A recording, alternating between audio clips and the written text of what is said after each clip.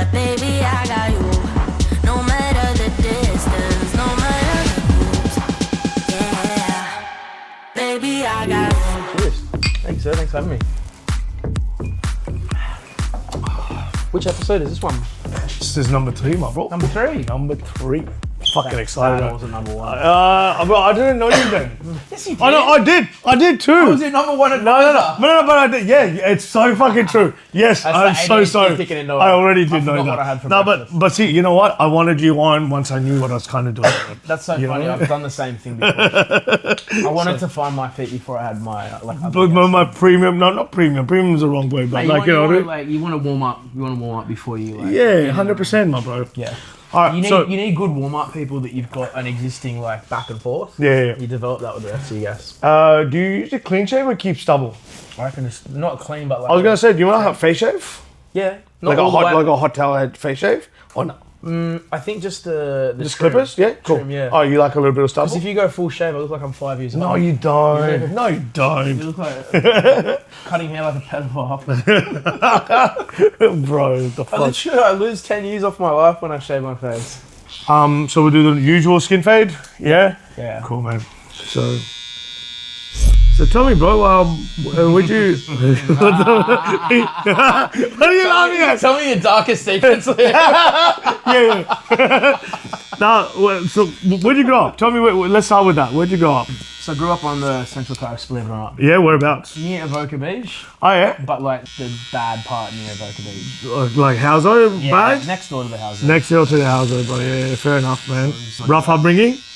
I wouldn't recommend it, to be honest. Yeah. I've lived in Sydney my whole adult life, but yeah, we grew up next door to a housing commission on the coast for most of when I was younger. Yeah. It teaches you a bit of street smarts. You learn to appreciate people from all walks of life. Yeah, but 100%. I think everyone should go through a little bit of a rough kind of patch while they're growing up because you learn, there's people going to try to fuck you over, bro, right? Oh, well, because the story of my life. Every time I stick my fucking head out the window, someone tries to fuck me. Yeah, exactly. I'm going to start carrying around lube just for that reason. Just walk around pre-lube, bro. I'm going to get fucked anyway. Every morning I wake up out of bed, I touch my eyes, I have some water, I grab my sword and I get ready to get fucked. I should start wearing a dress and lipstick so at least I look pretty. Seriously. But man, no, it's just never ending. The more you do, the more people will just constantly try to take shots. It is what it is. People don't swing for small people. They only swing for people that are doing, reasonably big things. Well, you know what? Not just that, but I think you know what it is. See, I think you've learned people kind of take from you and then you go, you know what? Fuck that. Well, I'll never let anyone take advantage of me, ever. But I've nearly been bankrupted twice. Okay, so wrong words. Not taking advantage, but you decide to trust someone, then they break your trust. Is that a better way of putting it? Well, I've got about 10 people that I trust. But the first one, I think he got ripped off for like 100 grand by a client. So that was bad. And How did that happen? He said he was closing a business, he was going to sell some assets. He's like, I'll just put a deposit in the bank account, which we did. Yeah. He just went to the bank and ripped it out, went to the casino. Yeah. No. Yeah, he ended up going to a jail for another high profile case, not this one. He's pretty notorious. He's got a rap sheet of like 100 different charges. He's a fantastic con person. And I remember I was so broke, I had like $3 in the bank that day. And I couldn't even afford a bus home. Like it was a big rip. How long ago was this? Like 4 years ago? But This was 4 years ago, like 2001. Oh, sorry, 21, sorry, 2021. But that was all the cash that we had, like everything. So it was all gone. In one day, everything I had was gone. Everything. Like it wasn't most of it, it was all of it gone. Because I expected it to come back in 5 days. Yeah. So he ripped everything from that company, was all gone. So you knew this guy well? He was just a client of the agency at the time. Yeah. But I remember I'd never ever been that broke my entire life, ever. Yeah. I had no one to fall back on. I had no one to help me. I had no backup network. How lonely does that feel, bro? I know, I've been there too, man. I couldn't even afford a rope if I wanted to unalive myself. I was too poor. I remember, I'm like, I can't even afford a rope today. Fuck, bro. It was bad, but the thing is, like, you'll never learn more about yourself than when you lose everything. I'm telling you. I've seen that put people into mental institutions. I've seen that push people into really dark places. I got through it. And then it happened once more 4 years later where I got caught on the wrong end of another deal. Yeah. And then I lost at least 80% of everything that I had on that one. Yeah. And just took the same mindset to kind of claw it all back. The first one was a crime. The second one, arguably, kind of similar. I think it was more of like a corporate boardroom sort of issue. Yeah. I think the directors that were involved will end up In jail? I think so, yeah. I think it'll catch up to them. Are they being persecuted right I now? think there will be. Everyone I know who's worth anything has lost everything at some At point. one time, bro. There's a guy on TikTok, bro, and he goes around and talks to like the richest people. I know that. Yeah, and he goes and asks them, what was the most amount of money you made in a year? What advice would you give someone? And he's built a network of very high net individuals. Yeah. And he sells mentorships now. Smart businessman, bro. The most we ever made in a day was 2.4 million. Who's we? Me and my business partner. Oh, yeah? Bro. Revenue, not profit. Yeah, but still, it doesn't matter. It was all like, it was an energy company. We paid tax on it. It was a huge revenue day. It was a big achievement. What did you do? How did you make that? What did you do with this energy company? So it's a complicated way to describe it. We basically had a contract to deliver a product to a client, which was the government at the time. Yeah. We delivered a large chunk of that contract. And so we got paid a large amount of money. Yeah. And then we paid the person we bought the product off. And then we got paid by the government. And then we took the margin out of the middle. Right. But still, I was only like 26. So for that amount of money just to go through in a day, Yeah. that was a lot for me. That's a lot of money, man. No, it wasn't about the money for me. It was because I used to work for a really large bank. And there were some fantastic friends I had there. You build connections? Yeah, but I built connections with people who were like me, who came from like nothing really. Yeah. But the ones I didn't get along with were all the trust fund kids. Yeah. So they didn't have anything in common. Yeah, You know what I mean? yeah. A lot of their dads put them into that bank. Yeah. And a lot of them were like entitled to it. I had to like really work to get in that job. But those same trust fund kids were laughing at me when I set that company up. Like they'll do a little WhatsApp group where they're like, oh, this is never going to work, it's going to fail. Doesn't that piss you off that when you come up with something and you try to tell your friends and family, hey, I'm thinking of doing this. And they'll go, oh, do you really think someone's going to pay that? Yeah. Or when someone goes, oh, do you really think that's going to fucking work? Yeah, Doesn't that shit you, bro? Well, I don't really have much family, so I don't have to worry about that. And all my friends are the same as me. So all my friends egg me on. Nice. You know what I mean? Yeah. So I've been very blessed. Nice. In that sense. I've been very blessed.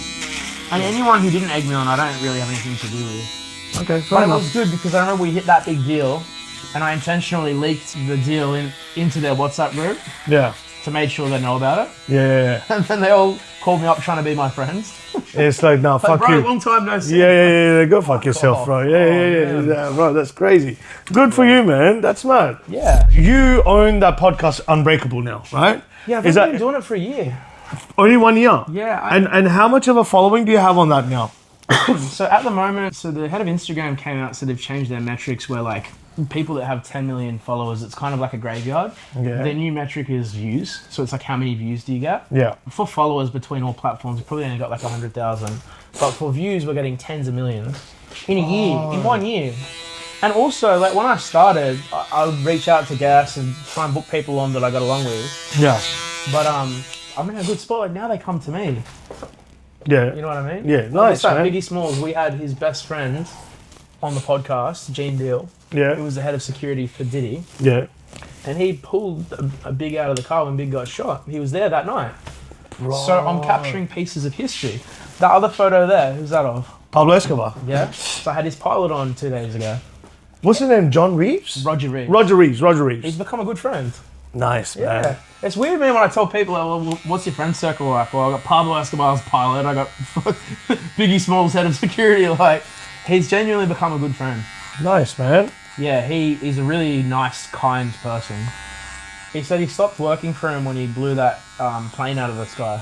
Yeah. He said he doesn't like terrorism. So Yeah. He stopped working for him. At first it was business, and then he was like, you know what, fuck this guy, you know? He went from being like a beloved, like Ned Kelly type of guy from Colombia, right? Yeah. Bro, he was building schools and housing for people, for poor people and stuff like that, right? Kind of like a modern day Robin Hood, right? Correct, and everybody loved him. But then when he tried to get into government, they like ostracized him. Yeah. When he went into politics is when it started to go bad. Yeah. So he said, if I can't be good, I'm going to be bad. Yeah. But then he became too bad. Too bad, yeah. And there were women and kids in that plane, you know? Yeah. So sometimes you got to decide what your limits are. Yeah. How far do you want to go, you know? Yeah, man. Dude, this happened to me where, like, we've had a chance to do a deal with someone, or I've been offered a podcast guest to come on, Yeah. and we do background checks on them, and I'm willing to overlook a lot of stuff. Yeah. But there's some things I won't overlook, like if someone's beat up a girl or something, you know? Yeah. I can't, like, I won't say who they were, but we had 2 guests. One was a guy, one was a group. And we did the background checks. One of them we had to turn down. And then several days later, there was a media article that there was a murder plot against them. Right. But what was the murder of, though? They were trying to kill the people who were trying to get on the podcast. So they caught 2 assassins with loaded pew-pews in a car. Yeah. And they were on their way to go and try and, unalive the people that were supposed to have on. But my team do checks. They're like, you can't have anyone that's like actively in a trial of some sort. Yeah. You, like the whole podcast is about people that have gone through trauma and come out the other side, and we want to capture that. My job for all my guests, and I tell them, I say straight out, my only job is to take a small piece of your story and your legacy and preserve it in the best way I can. Yeah. And that's what I do.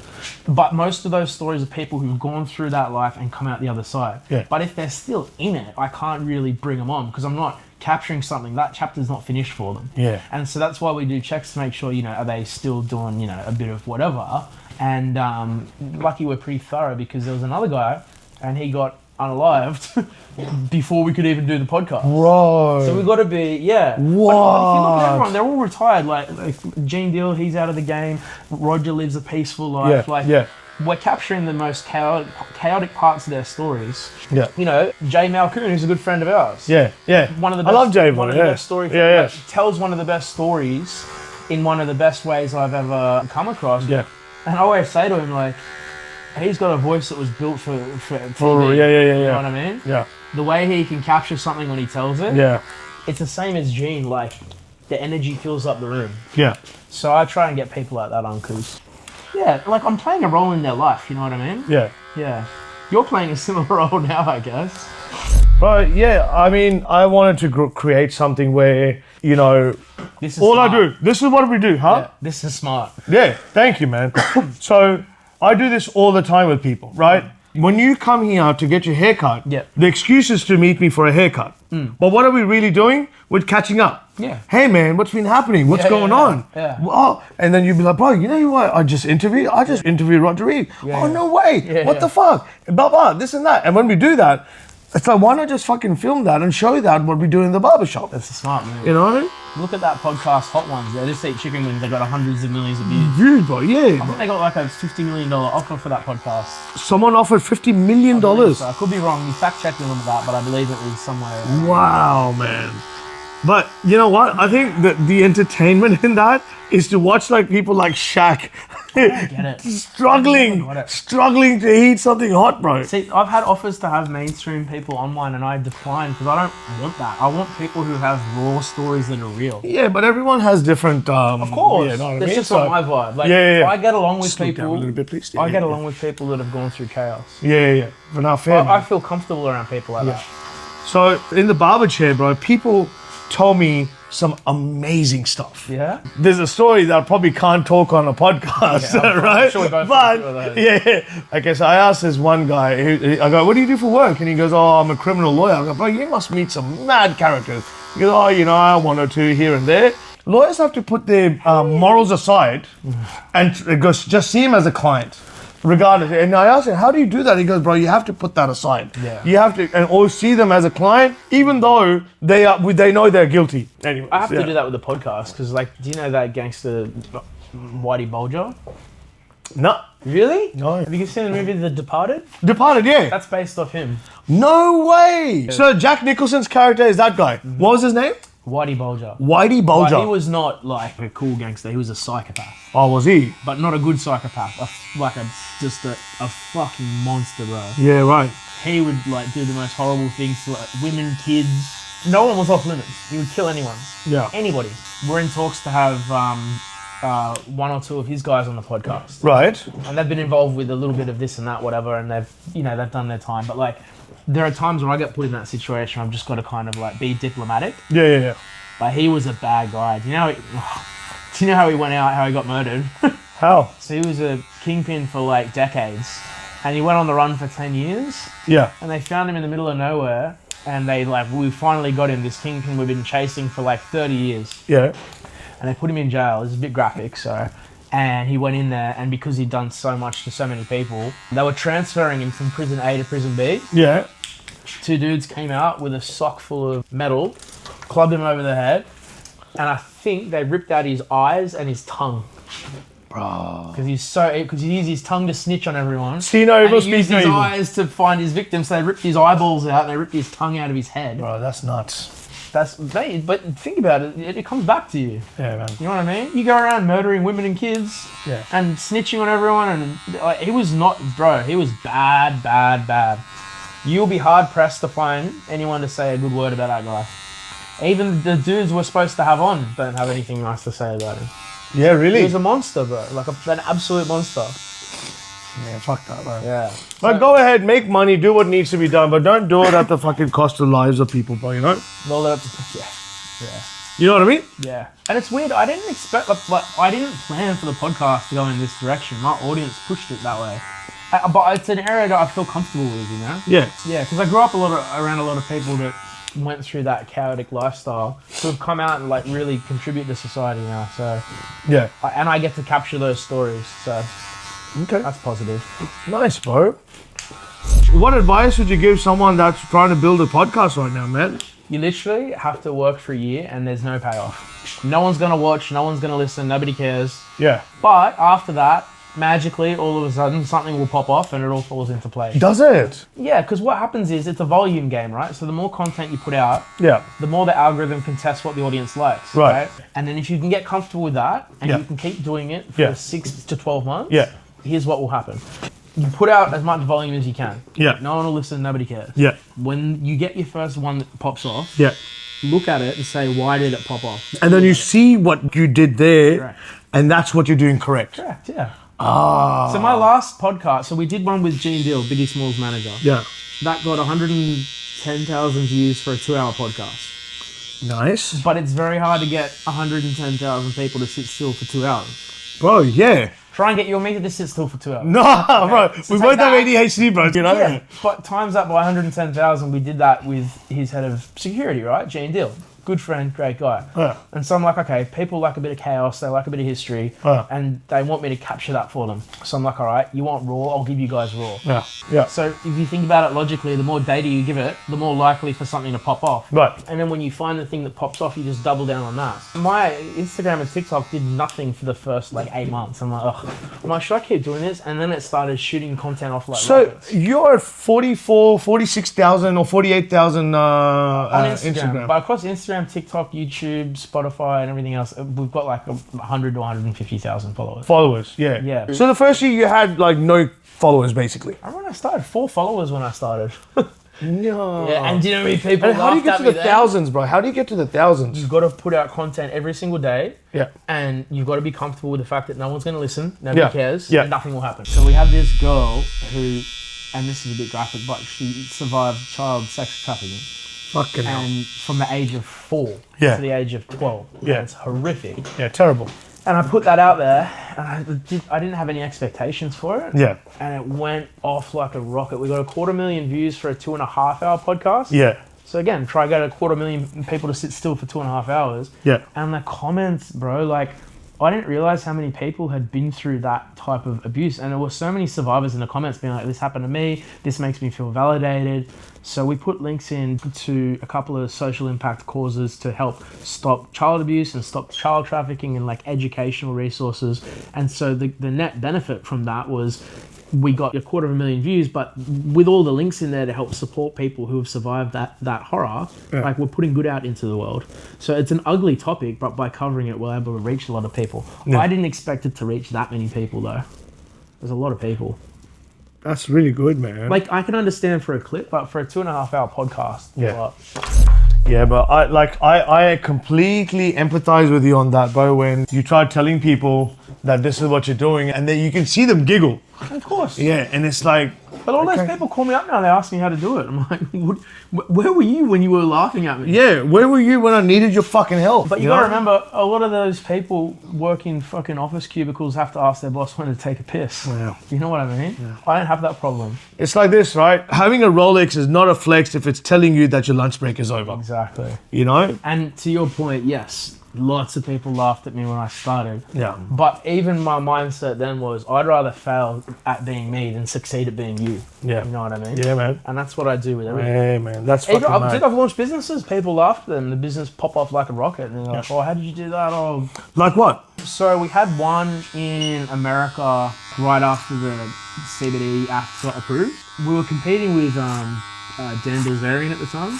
Oh, yeah? He just started his CBD company. Yeah. And so he asked my guys to invest in it. He's like, so we should just do it ourselves. Yeah. We did it over there and it did well. And then the revenue started to drop. So we started like pivoting into new products like little puff pens and toothpicks and gummy bears and anything that was like innovative in that space. We just started making new products. Yeah. Because the oil market became saturated. Yeah. And that one did really well. But again, I had people tell me that one was going to fail. We started a skincare business, which was like it was guys skincare. Yeah. Like the most saturated market in the world. Yeah. And I remember I just could not make it work. I nearly gave up on it. Yeah.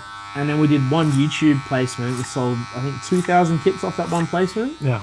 So sometimes, like, you got to be willing to fail at 9 things to find one thing. What thing pops that up. works for you, man? 100%. And there are so many people that would have quit at thing number 7. You know what I mean? Yeah. Cheers. Cheers, my bro. Cheers. Yeah, like, if I had quit at thing number 7, I wouldn't have popped it off at thing number 9. So you've got to fail so many times before you find what works. So when I opened my barbershop, right, I opened on the 5th of September 2020. Yep. At that time, COVID was rampant. People thought it was like a zombie apocalypse, right? Dumbasses were fighting over toilet paper, bro. Like, oh no, what do I do? There's no toilet paper. Fucking go get some food first, bro. Yeah. Like, don't worry about the toilet paper. Fucking wash your ass if you have to, bro. You know? I think it was a good way for natural selection to take its course, I think, you know? 100%. But anyways, so that's my opinion. So many people that I told that to, they were like, why are you opening up a barbershop now? You know, like, it's COVID and blah, blah, this and that. You go, bro, just because you want to live a mediocre life doesn't mean that I want to. Anyone who survived that, I have a lot of respect for. Bro, That's hard. and I have on my first logo, it's an established 2020. It's the way to show to everyone that if you could start a business during COVID, but you can do anything, man. Yeah. But the problem with being ambitious is that you're never happy with what you have.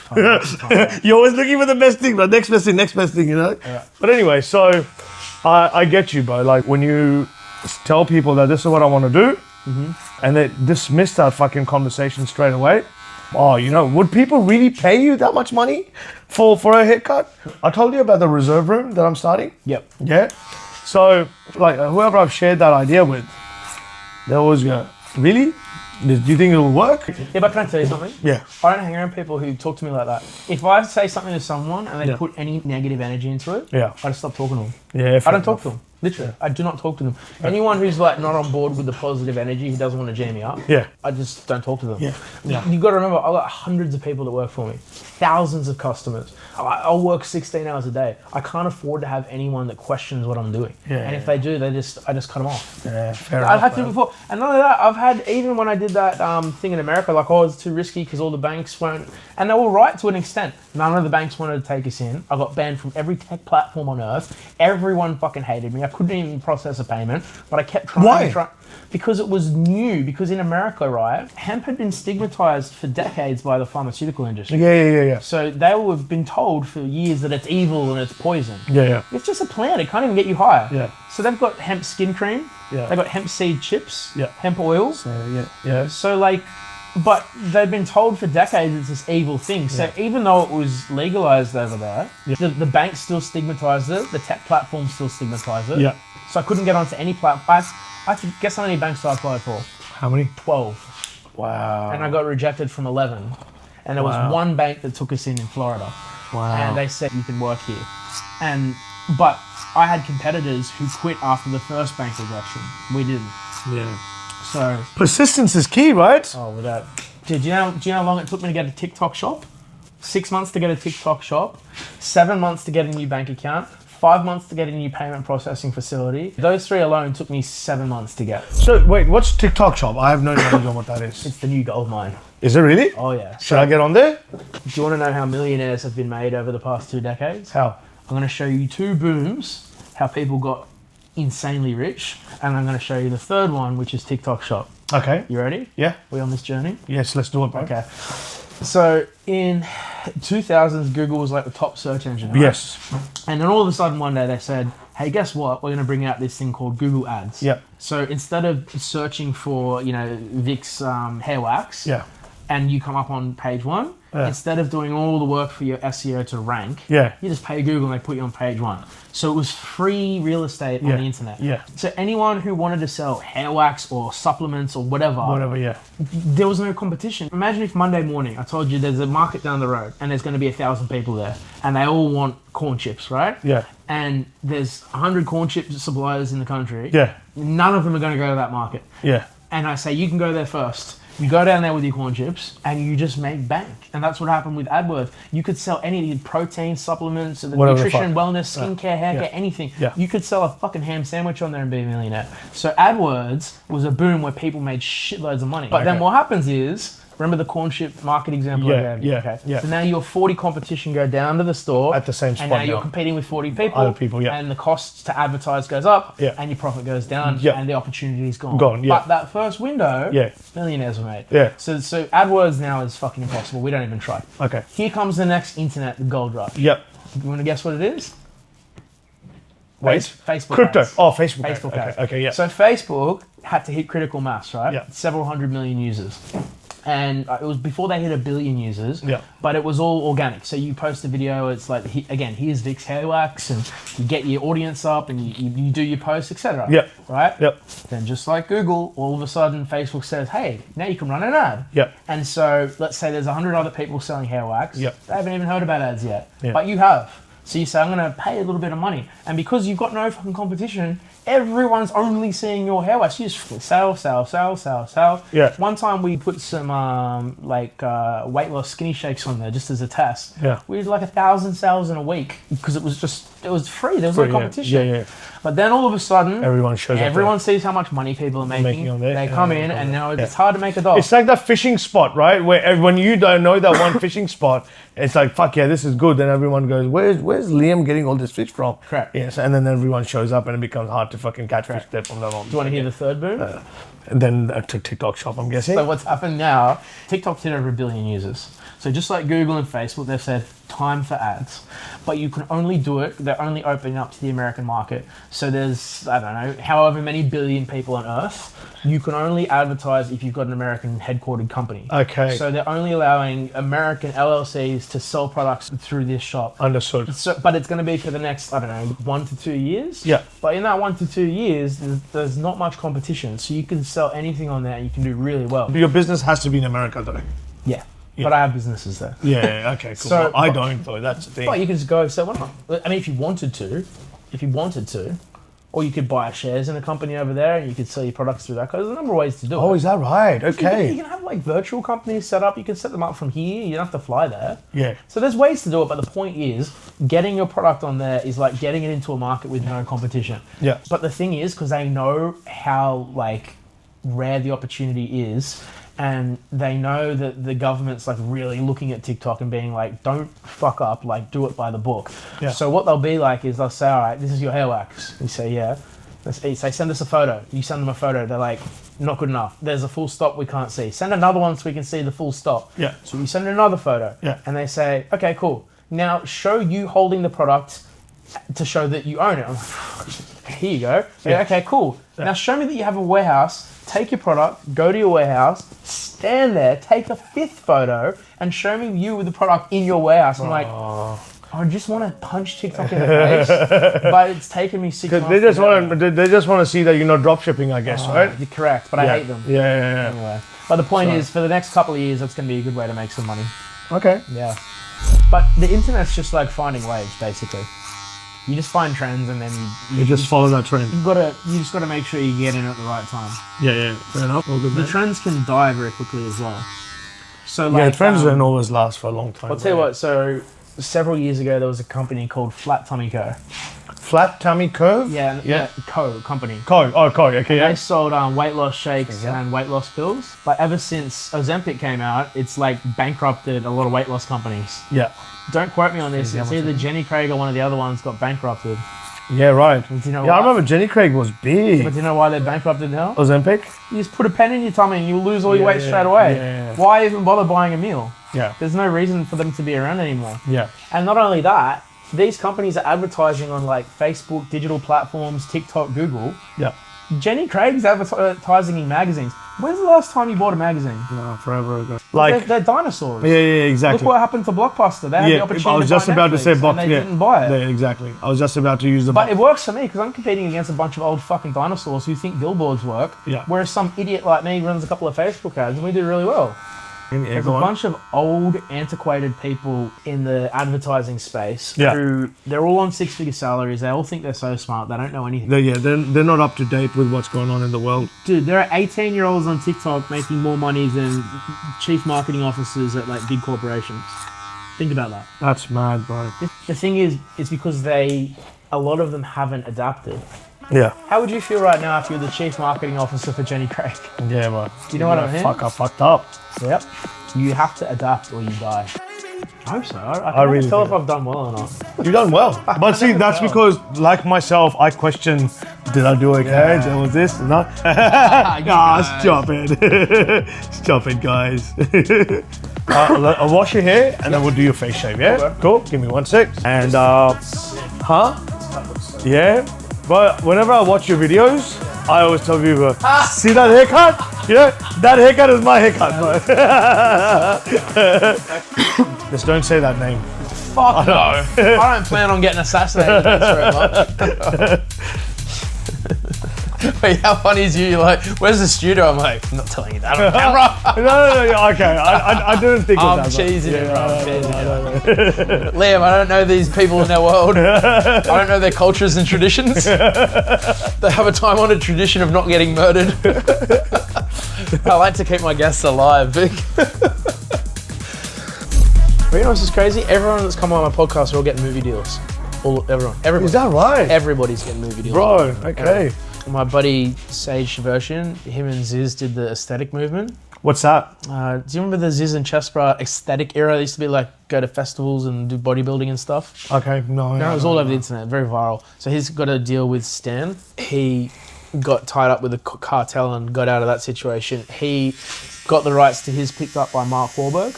Oh, is that right? With Mark Wahlberg? Mm-hmm. Yeah. Do you know, I only recently learned there was this group called Marky Mark and the Funky Bunch. Yeah. That's Mark Wahlberg. Yeah. But I only learned that like fucking 6 months ago. Yeah. Bro, what the actual fuck? I was going to say, so we had to get it approved with Wahlberg's team before we could do the podcast. Oh, true. Mm-hmm. Yeah.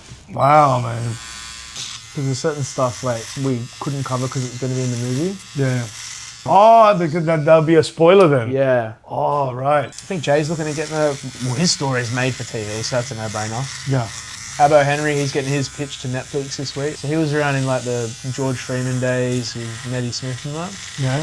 He was like the last one that's alive, so I think they're going to call it the last man standing. Who else is getting movie deals? I think Roger's getting shopped around at the moment. Well, I can't believe it. Oh, okay, so the movie American Made, that's based off one of Roger's films, Barry Seal. So Roger will have his film soon. Can I tell you what got me to be a good podcaster? Yeah. Pardon me. My audience were brutal, but in a good way. If someone says, you're doing this or you're doing that, I'm immune to like criticism because I just don't give a shit. Yeah. Your listeners, they're like your community and your clients. Yeah. So when they say something, it's like a client giving you feedback on your restaurant. Yeah. And so if they say like your pie sucks, it's undercooked, we just go back and recalibrate and figure out how to make a nicely cooked pie, right? Yeah. You don't turn around and say, oh, you're wrong, my pie's great. Yeah. So with mine, they'll be like, dude, when you ask a question, and they would say this to me, they're like, Liam, you got to shut the fuck up. I'm like, okay. And I went back and I watched the footage. I'm like, fuck, I do need to shut the fuck up. Yeah. So now what I do, I hit them with a question and I let the silence sink in. And even though it's hard for me because I've got a brain disorder, I just remember that in the back of my head and I just zip it and I pretend that my mouth has glue. Yeah. And then when they're finished, I let a little bit of silence seep in. And then when I ask my next one, I'll hit it with as much words as I want. Yeah. Zip, and then let them send their answer down. Understood. And especially with Gene Deal, when he talks, bro, you do not want to fucking move because his energy fills up the whole room. Does it? Bro, when he tells a story, I go mute and I pretend I've got superglue here and I do not talk. And I wait until he's finished his last word. And when he's finished his last word, you can hear a pin drop. And then I let that silence sit in. I'm like, and I'm thinking in my head, okay, what's the next one I can hit him with that's going to provoke a good story? So who finishes number one?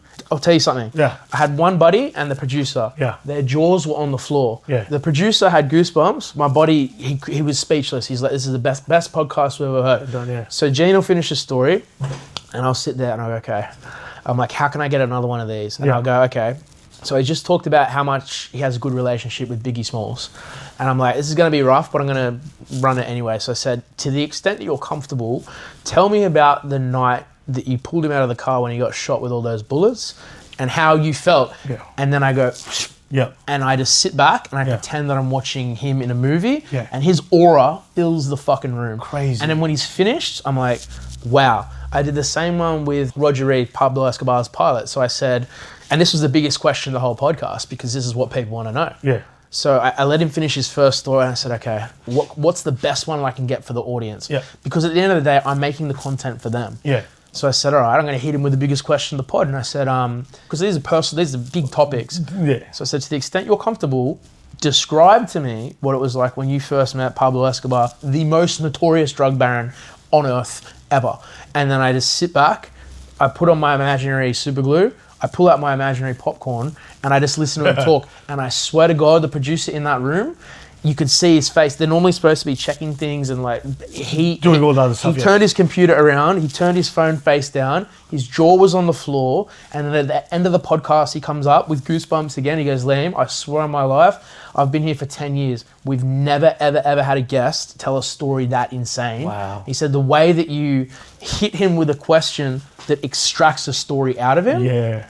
And then I know it's my job to shut the fuck up. Yeah. Because if I say one word that interrupts his story, it's like in the middle of a movie, if you pop your head up in the cinema, you're getting your head in the way of their experience. Yeah. And it's hard because I want to ask so many questions, but I keep them up here and I let them like run around in my brain. So you see me quiet while he's telling this crazy story. Understood. In my brain, I'm like, fuck, I'm gonna ask this, And then the story finishes. I'm like, all right, man, you got one shot. You put that question in the chamber because you better shoot it right. Yeah. And I'm like, okay, how did you feel when Pablo Escobar blew a plane out of the fucking sky? Yeah. Again, sit back, zip it, popcorn, Yeah. and he'll tell that story. And I could tell by the look on my producer's face and the buddies that I had with me, speechless. They was like, this is fucking insane. Wow. Okay. Jay Malcoon, very good friend. He's like family now. He's done so much for my career and helped me in so many ways, become a great family friend. When we got to his story about the car bombing, I'm like, this is huge. Yeah. I have to hit him with a question in a way where I'm going to evoke that story from him. Yeah. And I'm going to let him tell it in the most authentic way. Understood. Because I'm capturing part of his legacy. I can't be like, how many wheels blew off? What happened to the car? Shut the fuck up. Yeah.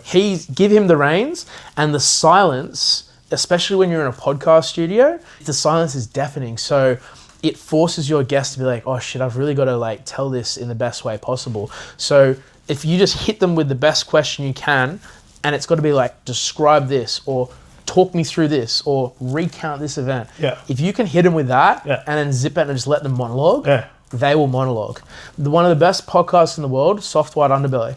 And the guy doesn't talk throughout the whole thing. It is the best podcast in the world because he'll ask one or two questions and he doesn't talk for the whole hour. And sometimes you'll get guests that will monologue for an hour. Wow. And that's the hardest part of my job because when I started, I wanted to... There's so many things you want to say. Of course, but that's what makes it engaging because you've got genuine intellectual curiosity. Yeah. But your job is to pull yourself out of your natural inclination if you're at a pub and then recalibrate it to keep everything that you want up here and then send it out here when you're ready to get the guests to tell the story. Yeah. One time me and Graham Abbo Henry's an ex-gangster from Sydney, Yeah. we did one in a pub and that was hard because I'm like, fuck, I want to ask so many questions. But I'll sip the beer and I'll ask one, I'll let him go. Yeah. And he'll finish, take another sip, ask one, let him go. Yeah. And the beer was like my popcorn because I'm just drinking beers, watching him tell all these crazy stories from like Sydney's most insane criminal history. And we captured a part of like Sydney history that will never be caught on camera again.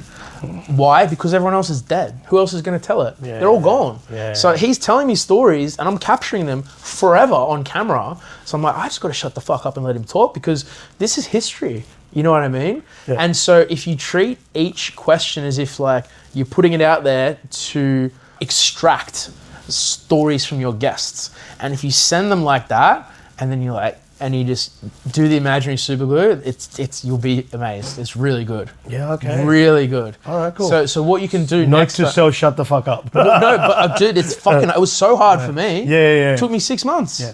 I keep thinking I need to keep talking because it's like I try to have like an engaging conversation. In real life, yes. Yeah. But when you're podcasting, like you still want to be engaged. Yeah. But you want to let the dust settle after they've dropped the story. Yeah. And then hit them with your next Another one. one, that's and then the let the next dust settle and hit them again. Okay. It's the hardest part. Right. But I promise you, It works. like the next guest you have on, Yeah. keep it simple. Get a napkin. Yeah. Write down 3 stories that will get the best. 3 questions that will get the best stories out of them. Understood. And then hit them with one. Yeah.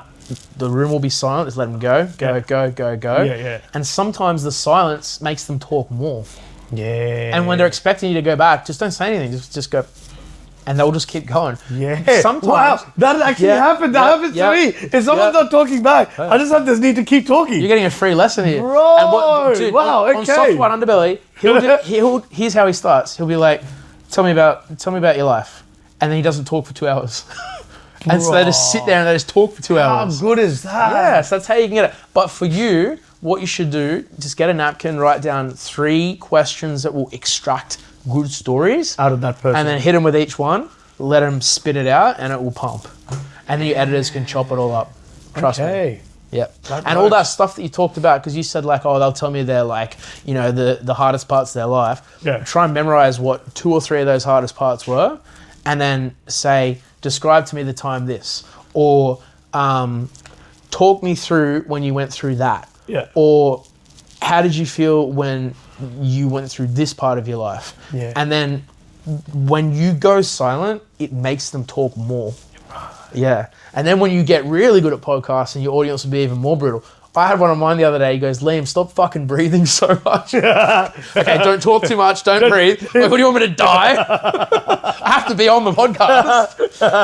So I went from learning how not to talk. Now I have to learn how not to breathe. I've got to ask the Aboriginals how to do circular breathing. So, I promise you, try that and you'll thank me. Okay, cool, man.